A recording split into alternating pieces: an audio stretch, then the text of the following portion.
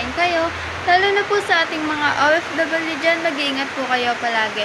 Ngayon nga po pala, may gagawin po tayo overhaulen na TMX 155 po. Medyo madami-dami pong papalitan. So, samahan nyo na lang po ako sa paggagawa.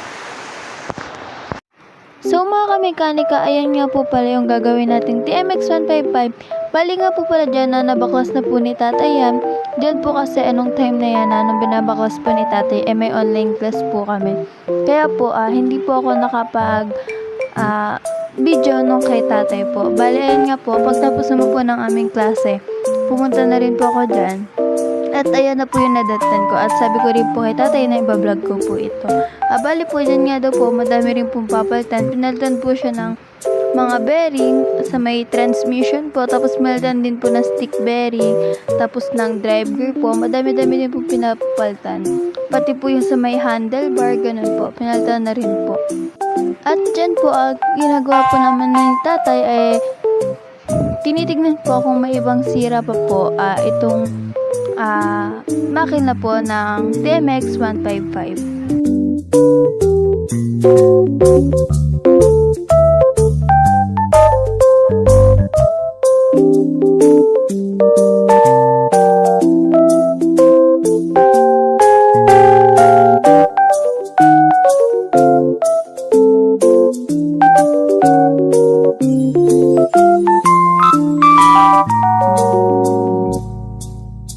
At pagkatapos naman po hanapin ni tatay yung ibang sira po, ayan nga po pala yung motor na ating ginagawa. Dyan po, nalinisan na po namin lahat, nabila na rin po ng piyasa. Bali po, ibabalik naman na po natin lahat ito.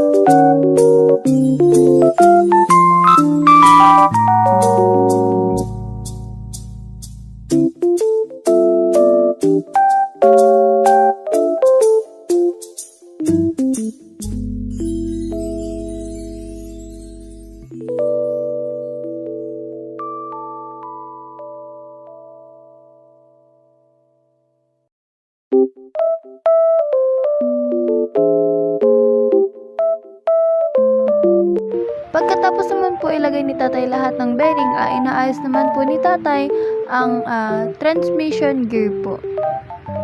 Dyan po, kaya po inaayos po ni tatay yan kasi po pinalitan nga po ng stick bearing.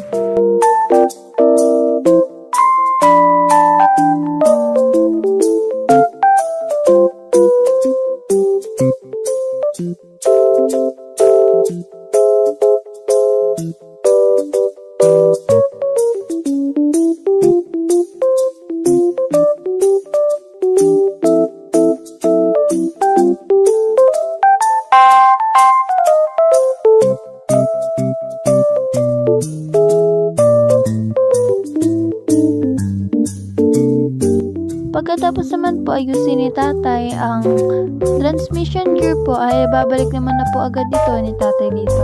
Una po, nilagyan muna po ni tatay ng langis ang ating mga bearing po kasi po kailangan po yun para po iwas din po sa kukuskus ng bakal sa bakal po. At pagkalagay naman po ni tatay dyan ng dalawang transmission gear, kasunod naman po ni tatay yung sa may cambio po, yung pa letter Y po na dalawa.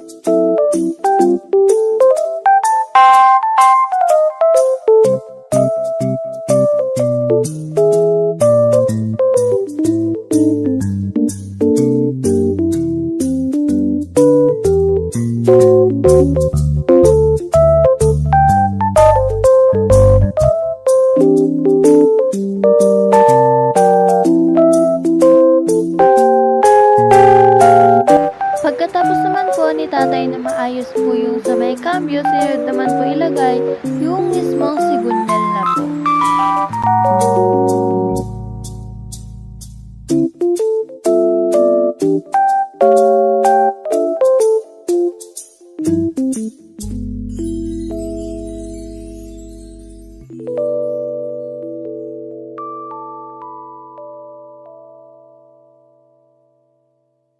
Pagkatapos naman po ilagay ni tatay ang sigunyal at nalagay na rin po ang crankcase, nilagay naman na po ni tatay ang clutch housing at saka yung mga clutch po. Pinalitan din po pala yan ng clutch lining.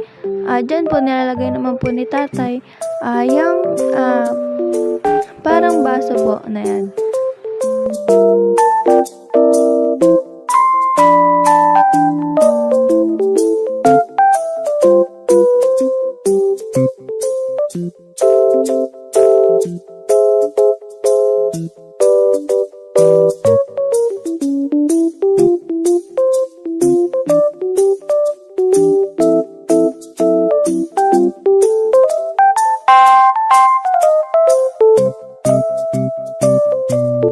Matapos naman po na malagay po ni tatay yung clutch housing at saka yung sa part po ng clutch, nilagay naman po sunod ni tatay dyan ay yung block.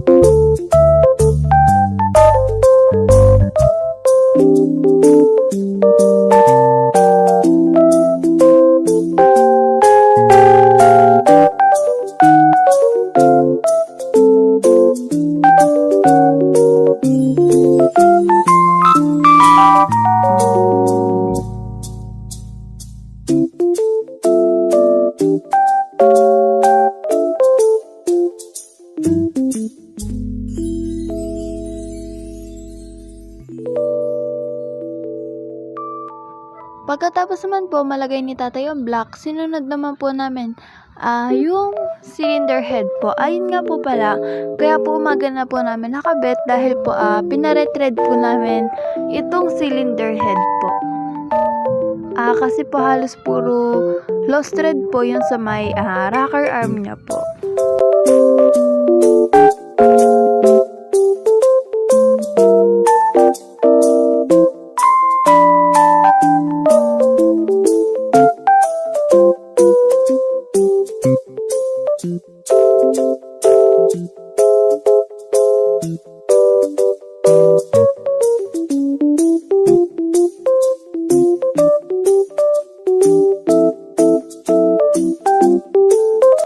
Pagkatapos naman po, mahigpitan po yung sa may cylinder head, sinunod naman po namin yung bracket po sa may rocker arm. Bali po yung dalawang gilid po yung nag-lost thread dyan.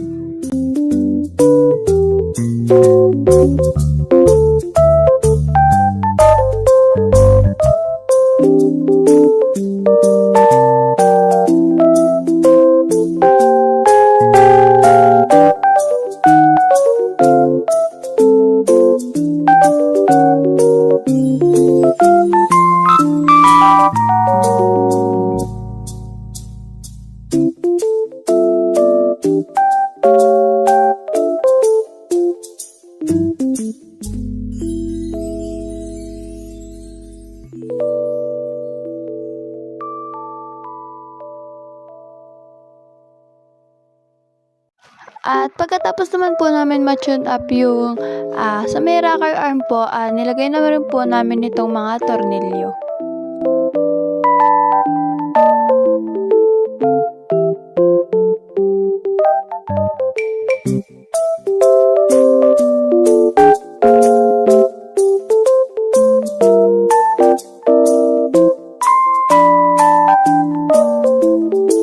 At pagkatapos naman po mabuo ng makina, inilalagay na rin naman po namin dyan ang makina.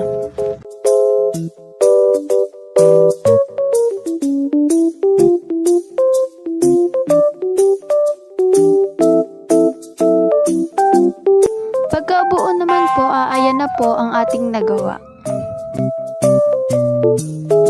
Maraming salamat po sa paggawa dito po kay Tatay Jones at saka dito sa lady mechanic namin na si Angel.